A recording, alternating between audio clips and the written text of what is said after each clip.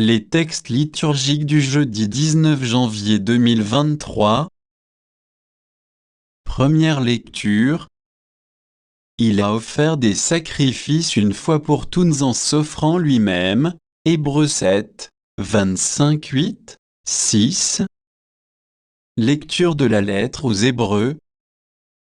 Frères, Jésus est capable de sauver d'une manière définitive ceux qui par lui s'avancent vers Dieu, car il est toujours vivant pour intercéder en leur faveur. C'est bien le grand prêtre qu'il nous fallait, saint, innocent, immaculé.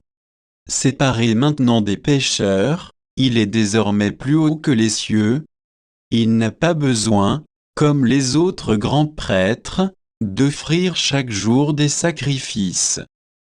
D'abord pour ses péchés personnels, puis pour ceux du peuple. Cela, il l'a fait une fois pour toutes en s'offrant lui-même. La loi de Moïse établit comme grand prêtresse deux hommes remplis de faiblesse. Mais la parole du serment divin, qui vient après la loi, établit comme grand prêtre le Fils, conduit pour l'éternité à sa perfection. Et voici l'essentiel de ce que nous voulons dire, c'est bien ce grand prêtre-là que nous avons, lui qui s'est assis à la droite de la majesté divine dans les cieux, après avoir accompli le service du véritable sanctuaire et de la véritable tente, celle qui a été dressée par le Seigneur et non par un homme. Tout grand prêtre est établi pour offrir de dons et des sacrifices. Il était donc nécessaire que notre grand prêtre ait, lui aussi, quelque chose à offrir. À vrai dire, s'il était sur la terre, il ne serait même pas prêtre, puisqu'il y a déjà les prêtres qui offrent les dons conformément à la loi. Ceux-ci rendent leur culte dans un sanctuaire qui est une image et une ébauche des réalités célestes. Comme en témoigne l'oracle reçu par Moïse au moment où il allait construire la tente. « Regarde, dit le Seigneur, tu exécuteras tout selon le modèle qui t'a été montré sur la montagne. » Quant au grand prêtre que nous avons, le service qui lui revient se distingue d'autant plus que lui est médiateur d'une alliance meilleure, reposant sur de meilleures promesses.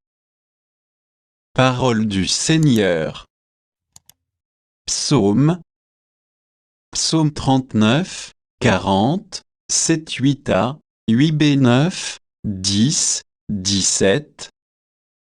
Tu ne voulais ni offrande ni sacrifice, tu as ouvert mes oreilles. Tu ne demandais ni holocauste ni victime, alors j'ai dit, voici, je viens. Dans le livre, est écrit pour moi ce que tu veux que je fasse. Mon Dieu, voilà ce que j'aime, ta loi me tient aux entrailles.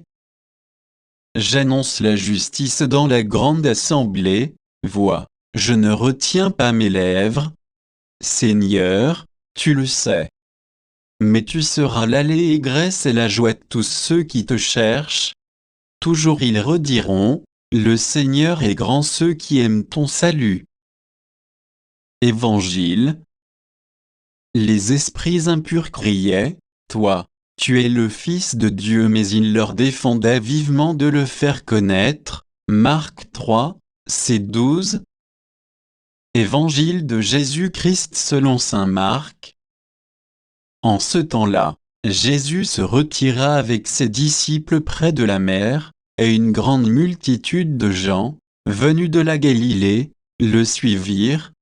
De Judée, de Jérusalem, d'Idumée, de Transjordanie, et de la région de Tyr et de Sidon vinrent aussi à lui une multitude de gens qui avaient entendu parler de ce qu'il faisait. Il dit à ses disciples de tenir une barque à sa disposition pour que la foule ne l'écrase pas, car il avait fait beaucoup de guérisons, si bien que tous ceux qui souffraient de quelque mal se précipitaient sur lui pour le toucher. Et lorsque les esprits impurs le voyaient, ils se jetaient à ses pieds et criaient, « Toi, tu es le Fils de Dieu », mais il leur défendait vivement de le faire connaître. Acclamons la parole de Dieu.